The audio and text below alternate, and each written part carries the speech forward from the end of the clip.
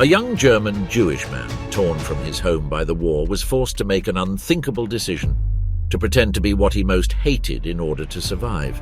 His name was Solomon Perel, and his life became a deadly game of masks. With false documents and an invented identity, he managed to infiltrate the very core of the Third Reich, deceiving soldiers, officers, and even the Nazis themselves, who would have executed him on the spot if they had discovered who he really was. For years he lived under a lie so dangerous that a single gesture, a single wrong word would have condemned him to death. And yet his story is not only one of fear and survival, but also of cunning, courage, and resistance in the face of the greatest monster of the 20th century. Today I will tell you the incredible life of Solomon Perel, the Jewish man who pretended to be a Nazi and lived to tell the tale. A story so astonishing that it seems taken from a movie, but it was completely real. The Jewish man who infiltrated the Nazis reveals the never-told truth. In April of 1925, in the midst of one of the most hopeful periods of the Weimar Republic, Solomon Perel was born in Peine, a small town in Lower Saxony. His parents, Azriel and Rebecca, had arrived from Russia fleeing the violent Tsarist pogroms, carrying with them only the determination to start anew.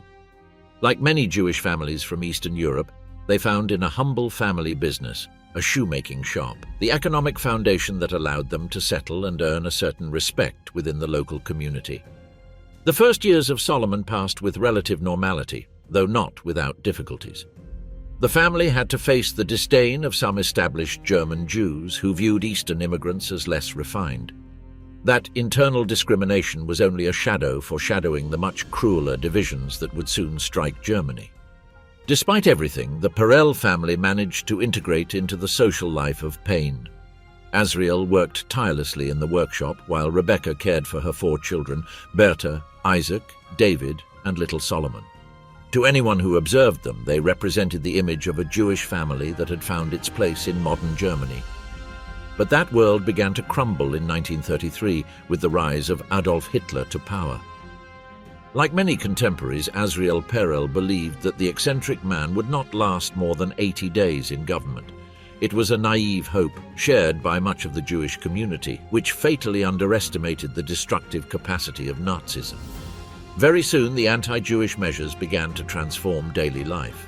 The boycotts of Jewish businesses drastically reduced the income of the family shoemaking shop, while the social atmosphere became increasingly hostile. Neighbors who had once been cordial began to show coldness, if not open animosity. The exclusion of Jews in Germany was officially sealed with the Nuremberg Laws of 1935. For Solomon, that had a devastating effect. At 10 years old, he was expelled from school, receiving in his own flesh the sign that he was no longer welcome in the society in which he had been born. That humiliation was not a simple symbolic gesture. It represented the total denial of any future in Germany for him and his siblings. Azriel and Rebecca understood clearly what that meant. Remaining in Germany was condemning their children to a marginal life, without access to education, work, or social integration. With pain, but aware that it was the only way out, they made the most difficult decision for parents: to abandon everything they had built over years and seek refuge elsewhere. The chosen destination was Poland, a country with a large Jewish population that, in appearance, offered greater safety against the growing hostility in Germany.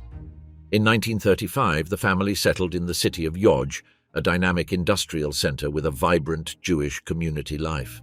However, for young Solomon, the change was overwhelming.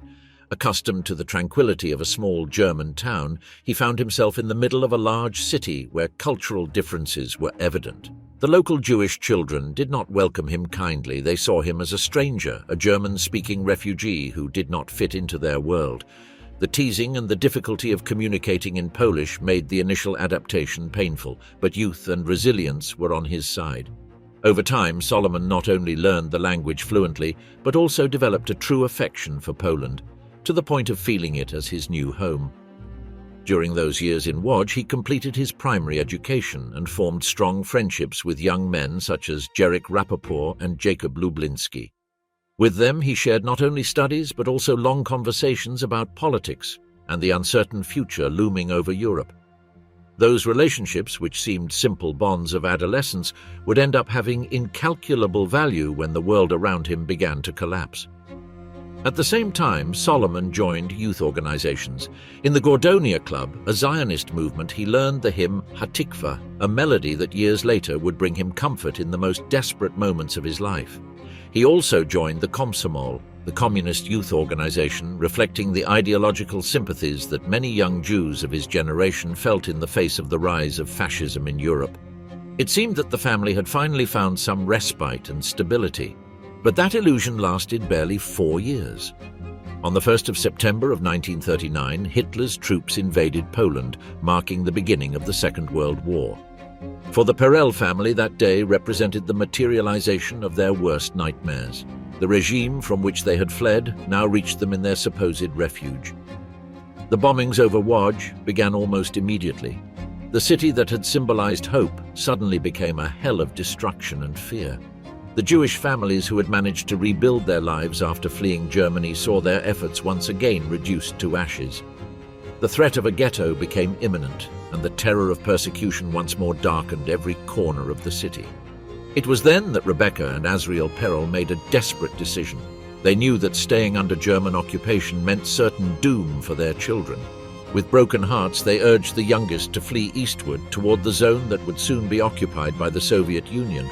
It was a leap into the void, but perhaps the only chance to survive.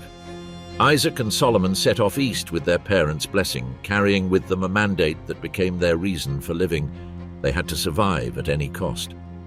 In that farewell, Solomon's mother spoke words they would never forget. "We brought you into the world to live, not to give up." That reminder, simple yet full of strength, would accompany the young man through the darkest moments of his existence. The escape towards Soviet territory was a true odyssey, marked by fear and uncertainty. The brothers joined the human tide of refugees fleeing the German advance, walking for days along paths crowded with exhausted civilians under the constant rumor of approaching artillery. Along the way, they faced moments of extreme tension. One of the most dramatic occurred when trying to cross the Bug River, improvising a passage in precarious boats. The boat Solomon traveled in, overloaded with people, capsized in the middle of the current. The boy was about to drown and survived only because a Soviet soldier managed to rescue him at the last instant. Exhausted, Isaac and Solomon finally reached the city of Białystok in northeastern Poland, which after the invasion was under Soviet control. There they thought they had found a respite, but that relief would be short-lived. The authorities decided to separate the brothers. Isaac would remain in the area, while Solomon was sent to a state orphanage in Grodno, near the border with Lithuania. The orphanage represented a completely different world from what he had known. Under the communist regime, education was imbued with official atheism, strict discipline, and exaltation of class struggle. For a Jewish boy who had been expelled from school in Germany, that institution offered, paradoxically, physical safety and the possibility to study. Solomon adapted quickly. His previous experience in the Komsomol allowed him to integrate easily, and he soon stood out as a student committed to Soviet ideals. At that stage, he even began to distance himself from his religious roots, considering them incompatible with the Marxist worldview surrounding him. Unknowingly, this ideological transformation would be key to the next and most incredible chapter of his life. On the 22nd of June of 1941, a decisive turn took place. That day, Nazi Germany launched Operation Barbarossa, the massive invasion against the Soviet Union. It was the beginning of one of the most brutal military campaigns in history and, at the same time, the turning point in Solomon's personal destiny. The German divisions advanced with devastating speed, surprising even the Soviet high command. Entire cities were razed in a matter of days, and millions of civilians were trapped amid the chaos. Among them, thousands of Jews who had fled eastward seeking refuge once again found themselves face to face with the executioner from whom they had escaped. Amid the confusion, Solomon lost contact with his brother Isaac during the chaotic evacuation of the Grodno orphanage. Alone, disoriented and terrified, he began to flee toward the interior of Russia, following crowds of refugees who filled the roads. The German aviation relentlessly bombed the human columns, and the ground was strewn with bodies and belongings abandoned in desperation. Solomon walked aimlessly, his clothes in rags after days hiding among bushes and shrubs. Hunger weakened him, and he could barely stand. His appearance was no different from that of any refugee, dirty, exhausted, and with a gaze marked by terror. It was then, in the midst of that absolute chaos, that the encounter occurred which would radically transform his existence and lead him to take part in one of the most extraordinary metamorphoses of the Second World War. The passage from a persecuted Jewish youth to a member of the Hitler Youth. A German patrol intercepted the group of fugitives with which Solomon had managed to advance. For the soldiers, those civilians were nothing more than a nuisance. The protocol was clear and ruthless. The Jews were executed immediately, while some of the others could be used as temporary labor or simply dispersed. At that moment, Solomon understood that he was facing the most decisive instant of his existence. In a matter of seconds, a simple exchange of words could condemn him to a mass grave or give him an improbable chance to stay alive. At barely 16 years old, he showed surprising calm and mental quickness. He could not tell the truth. Revealing that he was Jewish meant immediate death, but he could not remain silent or improvise a weak evasion either. Then he made a decision that seemed impossible. He would not hide his identity. He would invent a new one. When the soldier in charge of the interrogation looked at him intently and asked who he was, Solomon answered with a lie as bold as it was dangerous. He presented himself as a Volksdeutscher, that is, an ethnic German who had lived in Soviet lands and who now, after the invasion, sought to reunite with his people and place himself at the service of the Reich. He argued that he had lost contact with his family during the chaos of the first days of the war and that, as a good German patriot, he wished to join the war effort. The strategy was extremely risky, but it had a key detail in his favor. Solomon spoke impeccable German without the slightest trace of a foreign accent. That set him apart from the usual prisoners and granted him immediate credibility. In addition, his physical features, light hair, expressive eyes, and an appearance that fit the Aryan ideal, reinforced even more his improvised story. The soldier interrogating him, at first incredulous, began to waver. Was it possible that this boy was really a German trapped in the Soviet Union? Other members of the patrol approached, curious about the possibility of having found a compatriot in such an unexpected situation. Solomon, aware that every word could be his last, firmly maintained his story, adding believable details about his supposed life and showing an enthusiasm that bewildered the soldiers themselves. Instead of receiving the shot that seemed inevitable, Solomon obtained something unthinkable: preferential treatment. They offered him food, water, and most valuable of all, protection under German military custody. In a matter of hours, he had gone from being a fugitive condemned to death to becoming a protected person of the very forces that had sworn to exterminate his own people. During the following days, while being transferred among different German detachments, he perfected his new identity. He rehearsed his role constantly, adjusting his body language, reinforcing the conviction in his voice, and mentally repeating the elements of his lie to avoid contradictions. Every encounter with a new officer, every casual conversation with a soldier was a test he had to pass. Any mistake, any hesitation meant the end. What had begun as a desperate lie lasting seconds ended up becoming the most dangerous performance of his life, that of a Jewish youth who had to survive by pretending to be a Nazi. He adopted the name Joseph Perel, an alias carefully constructed from sounds and references that evoked an unmistakably German identity. That new mask was not a simple name. It represented the only possibility of surviving in an environment where the lie had to be sustained with absolute perfection. His integration into the German ranks was facilitated by his command of several languages, German, Polish, and Russian, and by the natural way in which he conveyed enthusiasm to collaborate with his saviors. Very soon he was assigned as a military interpreter, a role in which he stood out with surprising efficiency. His ability to communicate with the local population in the occupied territories made him a valuable resource for the Wehrmacht, and his youth, combined with his apparent loyalty, aroused sympathy among the officers. At the same time, Solomon observed every detail of those around him, the way they walked, their gestures when speaking, the tone with which they mentioned Hitler or the Reich. Every aspect was carefully imitated to perfect his Aryan imposture. However, beneath that facade, he fought a harrowing inner battle. On one hand, he experienced immense relief at having escaped death and was grateful for the relatively cordial treatment he received from his superiors. But at the same time, the weight of guilt tormented him. He knew that his survival depended on serving the army that was exterminating his people. That psychological contradiction would profoundly mark all his youth. One of the most revealing episodes of this period occurred during a routine medical examination. The company doctor, Heiners, discovered physical signs that revealed Solomon's Jewish origin. Under normal circumstances, that discovery would have meant an immediate report and execution within hours. But against all logic, Heiners chose to remain silent. Not only did he protect him, but he also established with him a secret complicity that provided the young refugee with an indispensable ally within the Nazi machinery. It was an unexpected display of humanity in the midst of horror, a reminder that even within the ranks of the Reich, isolated flashes of compassion could be found. During the months he remained with military units, Solomon was seen almost as the company's mascot. His youth, his enthusiasm, and his helpfulness made him a living symbol of the new German generation. He took part in operations as an interpreter, shared the soldiers' daily life, and was the object of a certain paternal protection from some officers. However, danger was constant. Any deeper investigation into his past would have meant immediate condemnation. He lived on a tightrope, aware that a single mistake would lead him to death.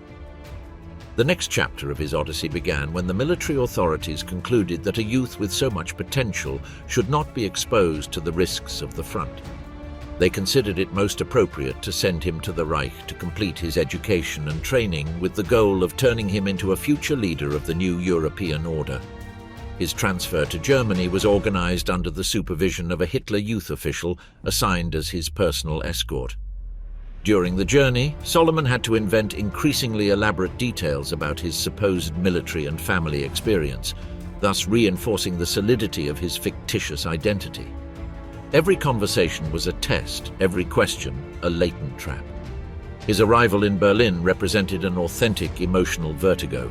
That city, from which the persecution that destroyed his family had been planned, now received him as a potential hero. The streets he had seen in Nazi newsreels where the SA and SS marched with martial step were now the stage of his new life. But this time he did not walk them as a victim. He wore a Nazi uniform and was greeted with respect as a supposed exemplary son of the Third Reich. His final destination was the elite school of the Hitler Youth in Braunschweig, a center intended to mold the future leaders of the party. The contrast with his situation just a few months earlier, from persecuted and fugitive Jewish teenager to promise of National Socialism, could not have been more brutal. Each day in that place represented a constant challenge to maintain the lie that kept him alive.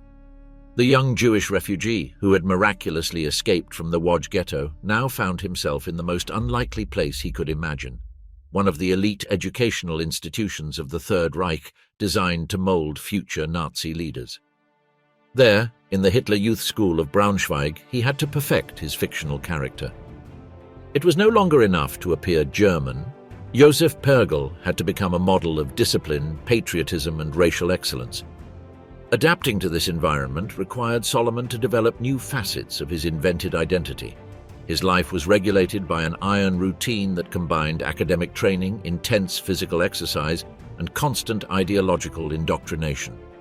Each day began at dawn with military exercises and marches, followed by classes in history, mathematics, and sciences imbued with propaganda. The most disturbing component was the lessons in racial theory, where the supposed Aryan superiority was exalted and the persecution of Jews and other peoples justified. For Solomon, those classes represented psychological torment. Forced to study and feign conviction in those pseudosciences, he had to suppress any emotional reaction that could expose him. The paradox reached almost unbearable levels when the instructors, without suspecting the truth, pointed him out as a perfect example of the Eastern Baltic type, praising his features and physique as a symbol of Aryan purity. Thus, the persecuted became a model of the ideology that sought to exterminate him. Daily life in the boarding school involved permanent coexistence with Nazi youths indoctrinated since childhood. Every gesture, every word, every salute had to be part of a continuous performance, for the slightest carelessness could prove fatal. However, his intellectual capacity and mastery of German worked in his favor. He quickly excelled in studies and physical tests, which allowed him to integrate with relative ease among his classmates. The educational program also included work in local factories, intended to form a spirit of sacrifice, and public ceremonies in which students paraded in uniform before party authorities. In those acts, Solomon, transformed into Joseph Perel, marched at the head of the youth ranks as a true living symbol of Nazi educational success. For his instructors, he represented the embodiment of the racial and cultural ideal of the Reich.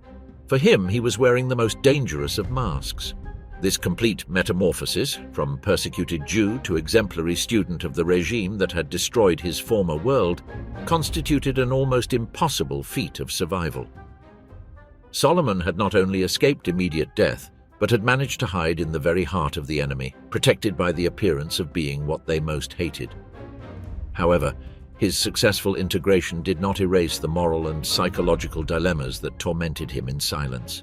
Every day, while singing Nazi hymns or listening to speeches exalting the extermination of the inferiors, he remembered who he really was. Guilt and fear intertwined with the need to survive. In the midst of that contradiction, a single hope kept him standing, the possibility of reuniting with his family. Although the news coming from occupied Poland grew ever more desolate, he clung to the idea that his parents and siblings had managed to survive somewhere hidden. That intimate, almost irrational faith became the emotional engine that would drive him to take even greater risks in the months to come. Every dawn in Braunschweig, the silent battle to exist. The months that followed Solomon Perel's entry into the Hitler Youth School in Braunschweig were marked by a routine that shifted disturbingly between apparent normality and constant terror. Every dawn, when the shrill sound of the military réveillé shook the dormitory at 5:30, Joseph Perel, his fictitious identity, opened his eyes with the same question nailed into his mind. Would today be the day his imposture was discovered?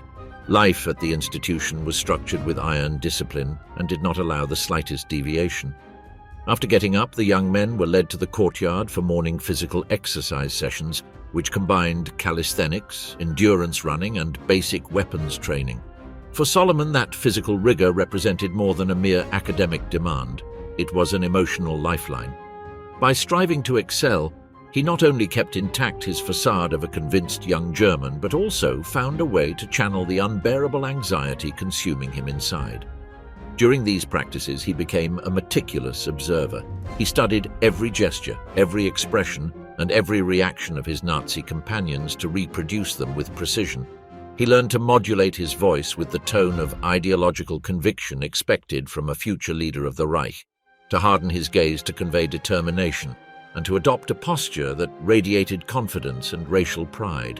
Every aspect of his behavior had been carefully calculated, as if his survival depended, and indeed it did, on maintaining absolute perfection in that performance. But the greatest danger was not in the training sessions, but in what came afterward. The communal showers represented each day a moment of unbearable panic. There, in the midst of collective nakedness, lay exposed the deadly threat that silently accompanied him: circumcision, an indelible physical mark that in the Nazi context was irrefutable proof of his Jewish identity. In the Germany of the Third Reich, that mark alone was enough to seal an immediate death sentence, probably preceded by torture. It was literally the sword of Damocles hanging over him each day. Aware of this risk, Solomon developed a meticulously calculated survival method. He tried to arrive among the first to the washroom, always ensuring himself a corner spot from which he could better control the lines of sight.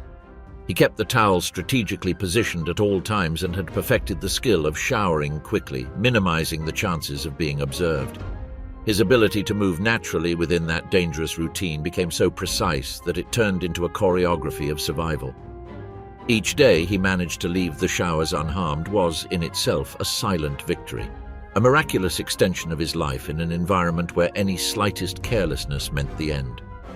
When other boys came too close in the showers, Solomon resorted to improvised tactics to protect his secret. Sometimes he created conversational distractions. Other times he invented excuses about the water being too cold to leave quickly. The tension was so unbearable that he even considered self-mutilation as a way to justify a supposed physical difference, though he finally gave up. The pain, the risk of infection, and above all the suspicion it might generate convinced him that it was an impossible escape. The ideological indoctrination constituted another form of constant psychological torture. The racial theory classes were delivered with the solemnity of an unquestionable scientific dogma. There, instructors expounded for hours on the pseudosciences that supposedly justified the extermination of Jews. Diagrams, photographs, and cranial measurements were used as indisputable proof of their supposed racial inferiority. For Solomon, those sessions were a personal hell. It was not enough to listen, he had to act. He maintained an expression of attentive respect, nodded at the right moments, and, worse still, participated actively in discussions where enthusiasm for anti-Jewish policies was demanded. He learned to modulate his voice to convey disgust whenever Jews were mentioned, to ask questions that feigned ideological commitment, and to appear indignant when speaking of Judeo-Bolshevik conspiracies. The irony reached unbearable levels when the instructors used him as a physical example of racial purity, pointing him out before his classmates as the prototype of the Eastern Baltic race, praising his blonde hair and Nordic features. Precisely those characteristics, the very ones that had allowed his imposture to survive, were exalted as symbols of Aryan greatness. The practical exercises on racial identification were even more disturbing. In them, Solomon had to learn to recognize supposed Jewish traits in photographs and drawings. His ability to obtain outstanding grades in those exams reinforced the admiration of his instructors, who considered him endowed with a natural racial intuition. For him, however, each correct answer was a moral stab, an act of forced betrayal to preserve his life. The military component of the program completed the daily routine: weapons training, basic combat tactics, and preparation for future service in the Reich's armed forces. Each time he learned to fire a rifle or march in step, Solomon felt the weight of an unbearable contradiction. He was being trained to fight against the armies that might one day liberate his family. Afternoons were devoted to work in local factories, especially at the Volkswagen facilities, where he participated in the production of military vehicles. There he experienced some of the few moments of human connection. Amid the noise of the machines, he exchanged furtive glances with forced laborers and Soviet prisoners whose eyes revealed suffering and hunger. At times he managed to slip them small portions of bread or cigarettes, minimal gestures of solidarity that allowed him to preserve a fragment of humanity in the midst of the farce. The most complex aspect of his survival, however, lay in interpersonal relationships with his companions. He understood that isolation would make him suspicious. He had to integrate, to form genuine friendships, but without ever allowing dangerous intimacy. With Gerhard, a young man who also claimed to be from Pain, the balance became particularly delicate. When the latter casually mentioned memories of the city, Solomon felt absolute panic. He feigned convincing ignorance about local details that might betray him, and quickly diverted the conversation to other topics, learning to redirect interest toward others' experiences to avoid speaking too much about himself. The nights in the dormitory were another high-risk terrain. Among chats and confidences, the boys could steer conversations toward personal matters. Solomon adopted the role of attentive listener, showing enthusiasm for others' stories while offering vague, non-committal versions of his own past. Weekends and holidays brought new difficulties. While most returned home or received letters and family packages, Solomon had to invent credible explanations to justify his isolation. He claimed to have military relatives stationed at the front or communication problems due to the war. He even went so far as to write letters to himself, varying the handwriting to simulate different senders. The regime's official celebrations were perhaps the most heartbreaking tests. Party anniversaries, military commemorations, and loyalty oaths forced him to participate enthusiastically in rituals glorifying the destruction of his own world. With rehearsed precision, he shouted slogans, sang hymns, and feigned exultation before speeches proclaiming the annihilation of the Jews. One of the most traumatic episodes occurred during the screening of an anti-Semitic propaganda film. In a crowded hall, Solomon was forced not only to watch the degradation of his people portrayed as parasites and criminals, but also to laugh and jeer along with the others.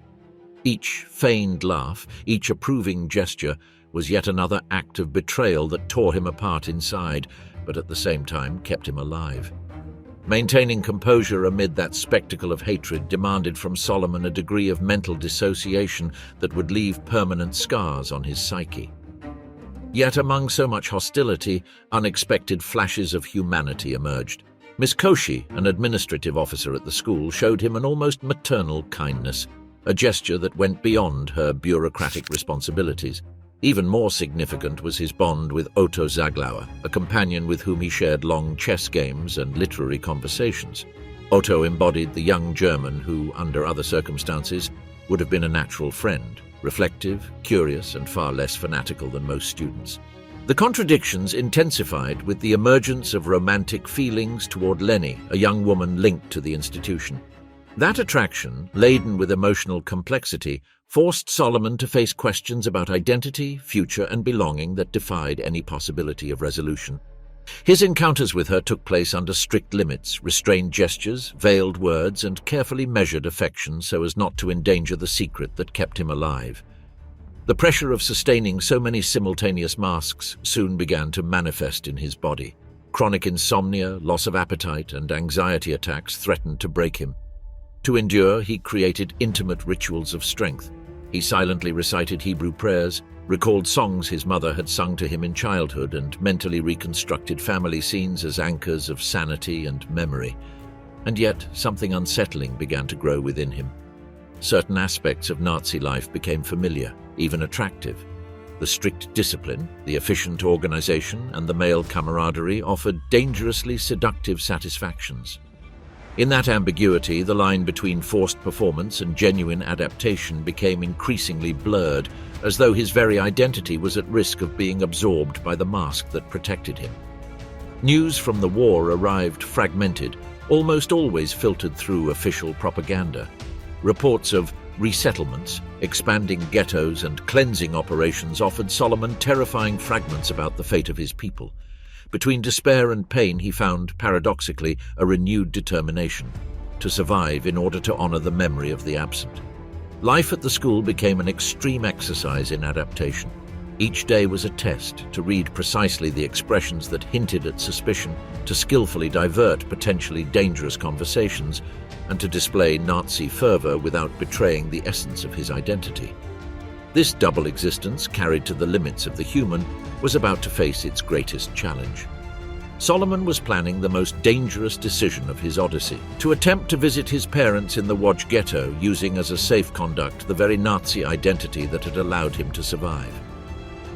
The year 1945 dawned over a Germany that was beginning to crumble from its foundations.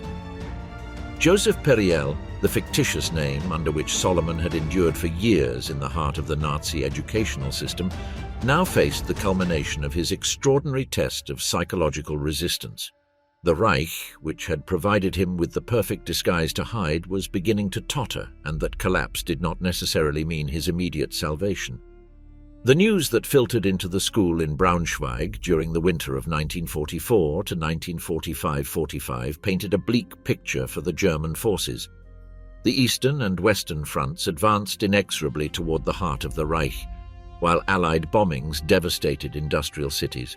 The instructors insisted that those setbacks were merely temporary, trusting in the supposed miracle weapons that would reverse the situation. Solomon listened to those speeches with a contradictory mixture of hope and terror. The Nazi defeat represented the possibility of liberation, but also the mortal risk of being discovered amid the chaos of collapse. These final months forced him to perfect even further his art of survival. He learned to read the internal tensions of the institution with the precision of a human seismograph. A nervous gesture from an instructor or the sudden disappearance of a classmate was enough for him to adjust his behavior immediately, remaining in a zone of protective invisibility. While propaganda screamed loudly the promise of a final victory, food became scarce, basic supplies disappeared, and bombings approached dangerously. His moment closest to collapse occurred when he received a police summons for a routine investigation concerning ancestral documentation. The authorities had initiated a systematic review of student records in search of falsifications or infiltrations. Solomon went to the police station knowing that his fabricated story was about to be subjected to the most rigorous scrutiny he had ever faced. The interrogation at the police station represented the most dangerous test of all Solomon's imposture. Forced to maintain iron composure, he answered with studied calm to increasingly detailed questions about his supposed Baltic origin and the circumstances of his arrival in the Reich. The officers, trained to detect inconsistencies, perceived gaps in his account and reacted with suspicion. They demanded that he present birth certificates, parish records, and family documents that he knew were impossible to obtain. They granted him a period of several days to deliver the documentation, a span that became a countdown toward his possible unmasking and execution. Fate, however, intervened unexpectedly. The night the deadline expired, a formation of Allied bombers attacked Braunschweig with an intensity never before seen.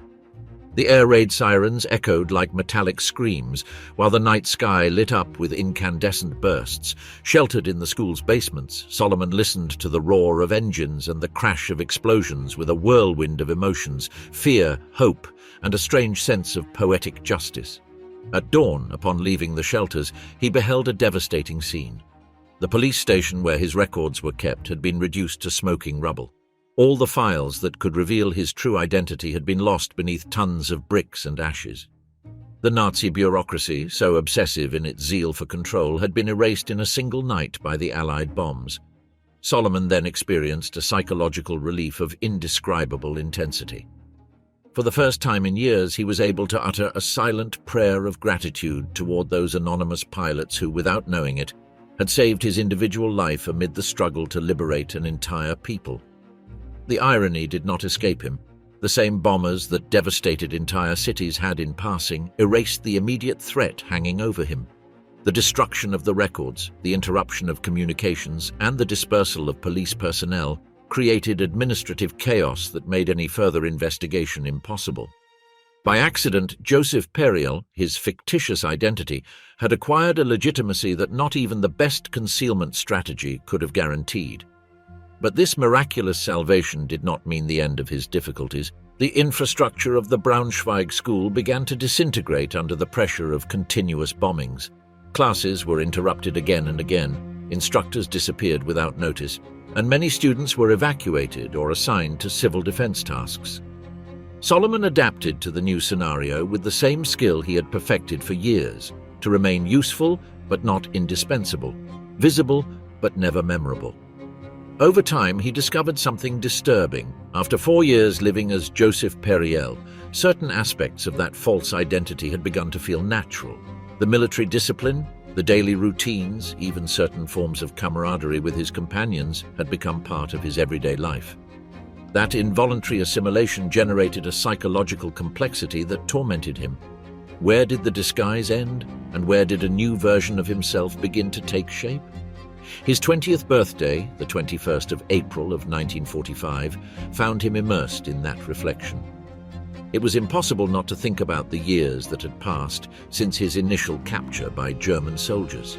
4 years of clandestine life, of flawless performances, of unbearable tensions had forged in him a psychological endurance and a capacity for performance that would define his character forever. However, he still ignored that he was only weeks away from the end of his odyssey. The final days of April brought with them an accelerated collapse of institutional order. The instructors, who still remained at the school, spoke openly of inevitable defeat. Discipline visibly relaxed. Some students deserted to try to return to their families. Others were hastily sent to the front as cannon fodder. The rigid educational machinery of the Reich was crumbling before their eyes. Solomon watched cautiously, aware that the transition toward liberation could prove as dangerous as the years of concealment. The fall of a totalitarian regime was often accompanied by purges, revenge, and indiscriminate chaos. From Joseph to Solomon, the final unmasking in Braunschweig.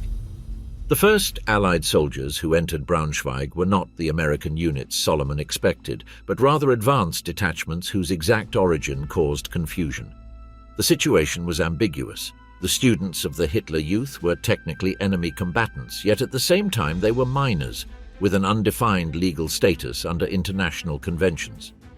Amid that uncertainty, Solomon faced the most delicate dilemma: how to reveal his true identity without exposing himself to reprisals or new suspicions. After years of surviving under a perfect mask, liberation presented an unexpected risk. The time had come to decide whether to remain Joseph Perel a little longer or dare, finally, to become Solomon again. The liberating soldiers, though well-intentioned, could not easily distinguish between genuine Nazis and disguised victims. The Hitler Youth uniform and German documentation automatically made Solomon a suspect, one more possible enemy amid the chaos of surrender. His unmasking, paradoxically, required the calculated reversal of everything he had cultivated through years of concealment. Revealing his real identity required more than words. The Allied officers, aware that many young Germans invented desperate excuses to avoid reprisals, had legitimate reasons to distrust him. Solomon therefore resorted to the only thing no one could take from him, his memory. His knowledge of Hebrew, his vivid recollections of Jewish life before the war, his ability to describe in detail the Łódź ghetto and the religious practices of his family became the key to convincing intelligence officers. Gradually, the interrogators came to understand that the story the young man was telling, however improbable it sounded, was real. The official confirmation of his Jewish identity unleashed an emotional breakdown contained for years. For the first time since 1941, he could say aloud his true name, Solomon Perel. Openly acknowledging his origin, his family, and his belonging to the Jewish people meant a long-delayed relief, but also a profound disorientation. After so many years playing the role of Joseph Perel, becoming himself again required a painful and complex process of readaptation. The repatriation camps connected him with other Jewish survivors. There he heard the accounts of those who had resisted in ghettos, survived concentration camps, or fought as partisans in the forests. These encounters revealed to him that, though extraordinary, his method of survival was not unique but part of a diverse mosaic of strategies employed by Jews to defy Nazi extermination. The Red Cross and the testimonies of survivors began to provide fragments of information about his family. The confirmation that his parents had perished in the Holocaust transformed his survival from a personal triumph into a collective responsibility to keep alive the memory of the absent. Yet amid so much tragedy, hopeful news also emerged. His brother Isaac had survived and was seeking to emigrate to Palestine. The reunion with Isaac in a refugee camp was both closure and beginning, an embrace symbolizing the end of hell and the start of a new future. Both had survived, but through radically different paths. Isaac had done so through armed resistance and a clandestine life in the forests, always keeping his Jewish identity visible. Solomon, on the other hand, had survived by infiltrating the enemy system, temporarily denying his identity to save his life. These divergent experiences reflected the breadth of Jewish responses to systematic persecution. Their conversations were filled with shared memories, but also with difficult silences, irreconcilable differences forged by war. Yet in that difference they also found complementarity, two distinct forms of heroism that had led to survival. The joint decision to emigrate to Palestine represented more than an escape from devastated Europe. It was an act of commitment to the reconstruction of a Jewish home in a place where their identity would never again need to be hidden. The journey to Palestine, undertaken through clandestine networks that helped Jewish refugees circumvent British restrictions, gave Solomon time to process his years of concealment and begin building the narrative he would one day share with the world. When the ship docked at the port of Haifa, his transformation reached a definitive point. For the first time in years, he could openly say his name, speak Hebrew without fear, and feel part of a community that celebrated, instead of condemned, his Jewish identity. The transition from Joseph Perel to Solomon Perel was finally sealed. The historical context reinforced the symbolism of his rebirth. It was July of 1948. The State of Israel had been proclaimed, and the young nation was fighting for its survival in the War of Independence. Solomon arrived in Palestine not as a spectator, but as someone ready to join in the active construction of a free Jewish future. His integration was immediate. He enlisted in the Israel Defense Forces and took part in battles on the Jerusalem front. For him, it was not merely another war, but the opportunity to transform his clandestine experience into concrete action. After years of surviving in silence under a Nazi mask, he now fought openly under the flag of a people who, despite persecution and genocide, had survived to build their own nation. For Solomon Perel, wielding a rifle as a Jewish soldier in the nascent state of Israel meant a total symbolic inversion of his past. After spending years feigning loyalty to the army that hunted his people, he now fought openly for Jewish survival and independence. That transition from hidden victim to declared fighter allowed him to process in a tangible framework the tensions and traumas of his previous experience.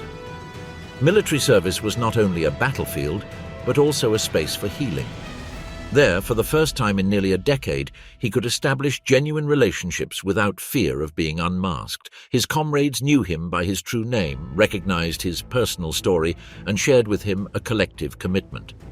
In that environment, Solomon experienced masculine camaraderie without masks, cultivated authentic friendships, and allowed himself to trust others again, something unthinkable during the years of concealment.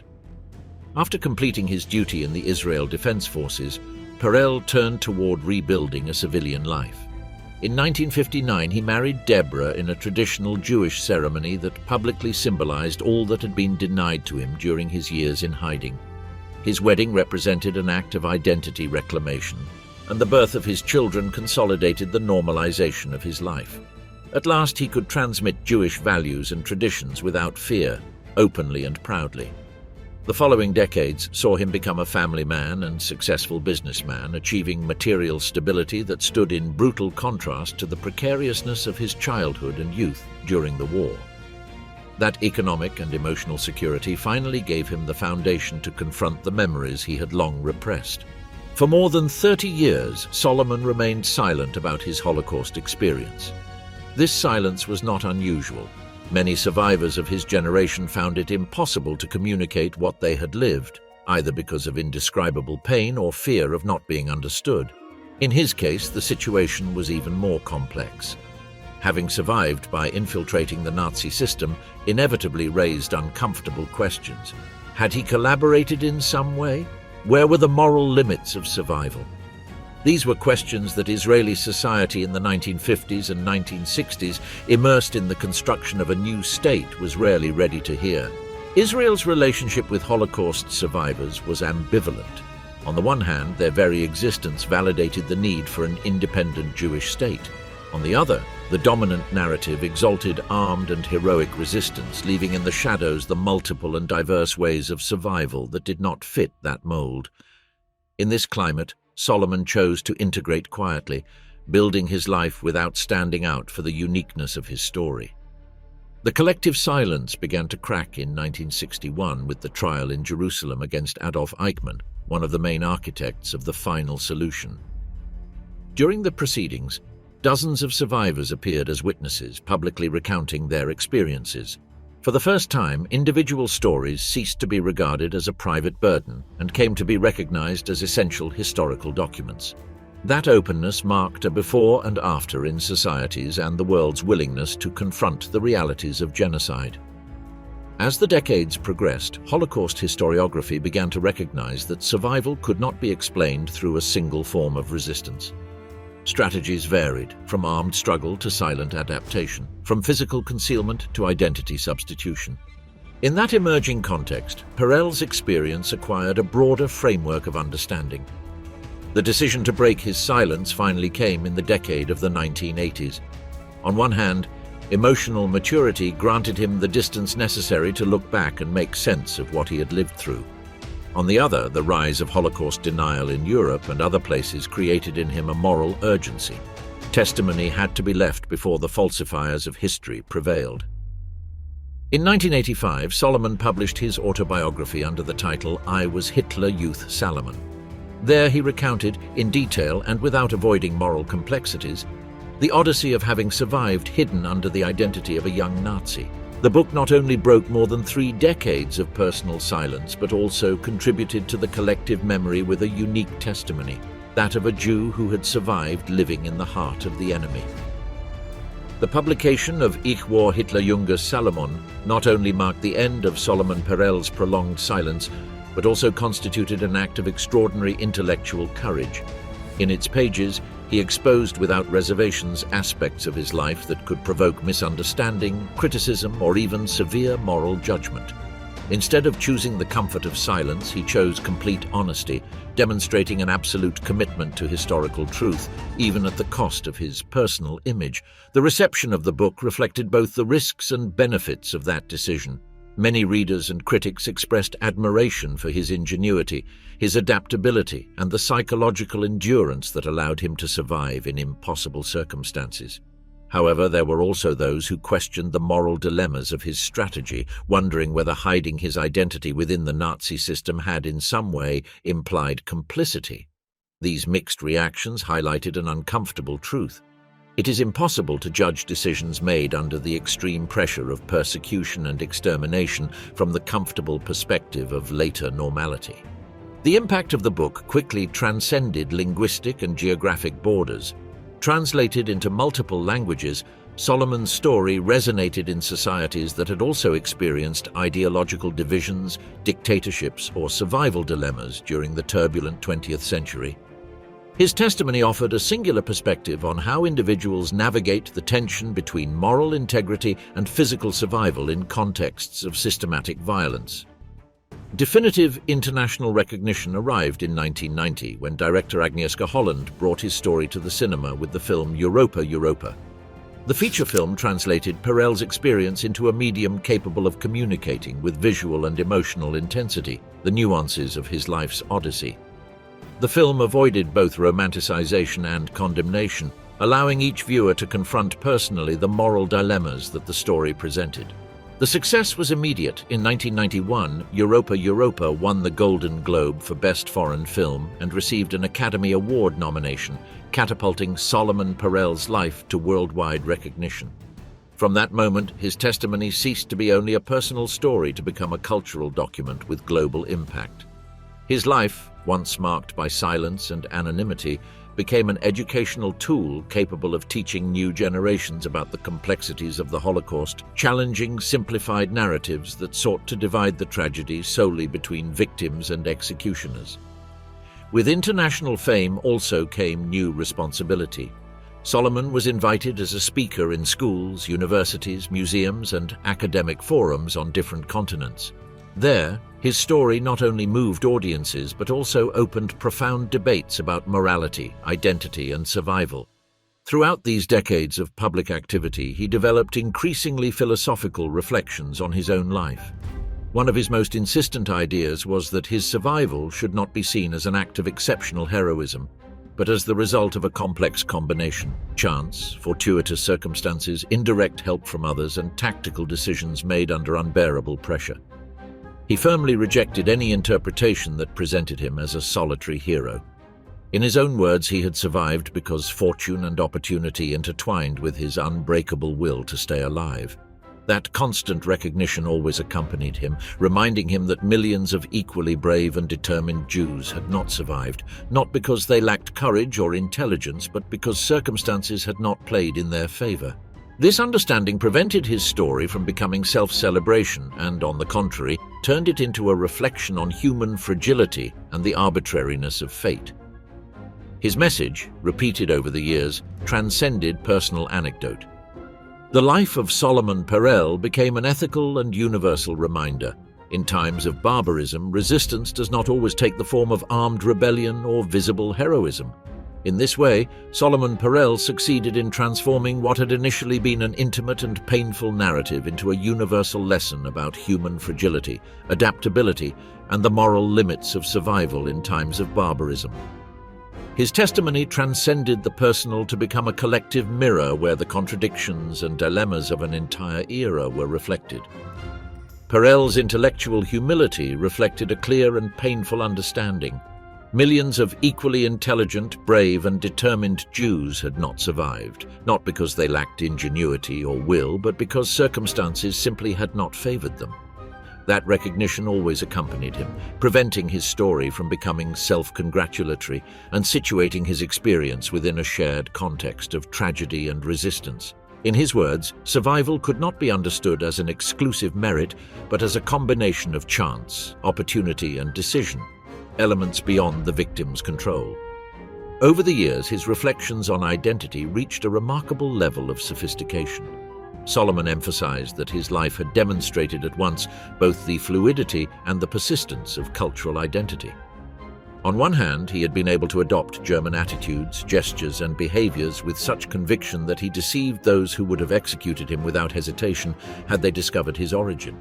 On the other, his Jewish core identity remained intact, unbreakable despite the disguise that had kept him alive. This experiential duality made him a unique and deeply lucid voice for reflecting on issues that transcend his time. Assimilation, multiculturalism, the preservation of traditions, and the sense of belonging in a world increasingly marked by displacement, exile, and globalization.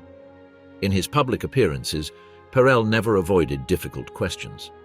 He was often asked about the moral limits of survival, a terrain fraught with controversy and sensitivity. He acknowledged honestly that his strategy had implied a form of apparent collaboration with the Nazi system. However, he explained it firmly, that superficial collaboration was nothing more than a disguise, a role he performed with discipline to serve a higher purpose, the preservation of one more Jewish life, his own, amid a genocide that threatened to annihilate his entire people. This reflection, far from constituting an excuse, illuminated one of the most thorny grey areas of the Holocaust and contributed to historiography and contemporary ethics, a testimony impossible to ignore. Upon reaching old age, Solomon became one of the last direct witnesses of very specific aspects of the Holocaust: the infiltration of a Jewish youth into the Nazi power structure and the survival achieved through an identity disguise. His experience, unrepeatable and singular, granted him a special place in collective memory. He did not speak only of what he had seen, but also of what he had represented, of how identity had become a silent battlefield where every gesture could mean life or death. His voice, filled with memory and reflection, left indelible marks on those who heard him and on the posterity that inherited his story. That condition made him the bearer of an irreplaceable memory. The burden of responsibility increased inexorably as the years passed, and other survivors of similar experiences died, leaving him with the duty to transmit a legacy that only he could recount with full authenticity. Aware of this, Solomon Perel devoted much of his life to giving testimony, traveling through schools, universities, and international forums where he recounted his experience with a brutal honesty that disarmed those who listened. He sought neither heroes nor martyrs in his story, but to show the rawness of survival and the moral fissures that the Holocaust opened in the human condition. On the 2nd of February of 2023, at 97 years of age, Solomon Perel passed away. His death was widely reported in international media, recognizing not only the uniqueness of his story, but also his tireless commitment to preserving historical memory and Holocaust education. With his passing, one of the last voices capable of offering direct testimony about the complexities of life under the Nazi regime disappeared. His absence marked the end of an era, yet at the same time reaffirmed the urgency of keeping his memory alive in the face of advancing forgetfulness and denial. The legacy of Perel transcends the individual anecdote and stands as a living document of human capacity for adaptation, resistance, and moral survival under extreme conditions. His testimony challenged the simplistic categories of victim and executioner, showing that historical reality rarely conforms to Manichaean visions. Solomon's experience revealed that on the margins of barbarism, there existed grey zones where survival demanded coexistence with impossible dilemmas, unbearable contradictions, and decisions that cannot be judged easily from the comfort of the present. For future generations, his life becomes a powerful reminder. Human dignity can be preserved even when doing so requires choices that defy conventional moral expectations. The story of Solomon Perel demonstrates that resistance against a genocidal system does not always take the form of armed struggle or open rebellion. Sometimes mere survival, sustained day by day through ingenuity, silence, and the ability to hide in plain sight, constitutes in itself a radical act of defiance against those who sought to annihilate him. His decision to recount his entire experience, including the most uncomfortable and difficult aspects to accept, established a standard of intellectual honesty in historical testimony. By rejecting the temptation to simplify or embellish his story, Perel left us with a more nuanced, profound, and human vision of one of the darkest periods in contemporary history.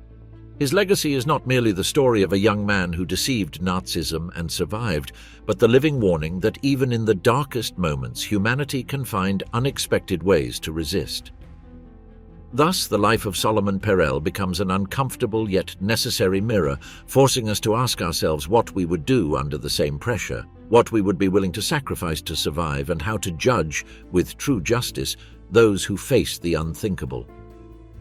His memory endures as an urgent call to reflection, empathy, and commitment to a future in which horrors like the Holocaust can never be repeated. The life of Solomon Perel compels us to confront the hardest dilemmas of history. He was not a hero in the traditional sense, but a young man who, faced with the most ruthless machinery of extermination, chose to survive with the only weapons he possessed: his ingenuity, his memory, and his ability to hide in plain sight. For years he was forced to play an impossible role, to infiltrate his Jewish identity into the very heart of Nazism, to wear a uniform that symbolized the destruction of his people, and to smile before those who at any moment could have discovered him and condemned him to death. That disguise protected him, but it also marked him for life. Because survival in his case did not only mean escaping extermination, but carrying the paradox of having inhabited, even as an imposter, the same world as those who sought to destroy him. And yet, amid that unbearable contradiction, he had the strength to reach the end of the war and recover the only thing he had never lost in silence: his true name. To pronounce Solomon Perel again was not a simple act of identity. It was a cry of resistance against oblivion, a reaffirmation that not even years of concealment managed to destroy his essence. His story, first captured in a book and later in a film that shook the world, transcends individual experience to become a universal warning. It teaches us that the Holocaust cannot be told solely as a conflict between victims and executioners, but also as a territory of grey areas, impossible decisions, and survivors who, after liberation, carried for the rest of their days the painful question: why did I live and others not? The never-told truth of Solomon Perel reminds us that historical memory is not limited to preserving dates and figures, but obliges us to understand what it means to be human when everything conspires against dignity and hope. In that uncomfortable mirror, each generation must look at itself and reflect. Because in the end, his life demonstrates that resistance does not always take the form of a visible heroic act. Sometimes the simple decision to keep breathing already constitutes an act of defiance. And it is precisely in that lesson where the enduring relevance of his legacy lies. Understanding that history is not just a distant past, but a reminder of what humanity is capable of doing, and what we must prevent from happening again. As long as the story of Solomon Perel continues to be told, the memory of the Holocaust will remain alive, and with it the hope that human dignity will prevail over barbarism.